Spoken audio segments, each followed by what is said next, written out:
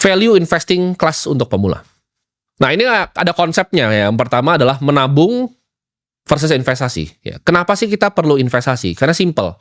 Kita tahu, kalian udah di sini udah paham bahwa uang tuh dicetak. Ya, ada yang namanya inflasi. Jadi kalau kita nggak berinvestasi, kita cuma nabung nih uangnya. Misalnya punya 100 juta, cuma ditabung doang, nggak diinvestasikan. 100 juta itu, kalau misalnya inflasinya tuh 3-5%, tahun depan tuh udah berkurang. Ya.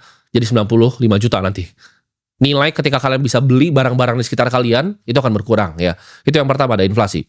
Dan yang kedua, kalian memanfaatkan yang namanya compounding interest. Banyak yang nanya, kok gue bisa punya harta seperti sekarang? Jawabannya ini bukan karena gue bisa jackpot, karena gue itu super pinter atau yang lain. Enggak. Jawabannya gue udah compounding selama 11 tahun. Gue itu mulai ketika Warren Buffett mulai. 14 tahun tuh, dia 11 tahun. Ya, dia duluan dari gue. Jadi gue itu 14 tahun mulai, Warren Buffett itu 11 tahun mulai. Kita compound gitu. Jadi Warren Buffett tuh baru jadi billionaire tuh umur 50-an. Teman-teman banyak yang nggak paham. Compounding itu keajaiban dunia ke-8, katanya Albert Einstein. Jadi bunga berbunga. Ya, kalian bisa dapetin bunga dari bunga yang kalian dapetin lagi. Ini luar biasa ya. Teman-teman kalau mulai dari uang yang sangat kecil, kalian compounding 50 tahun, kalian silahkan cari di Google aja. Kalkulator compounding. Kalian coba skemain ya.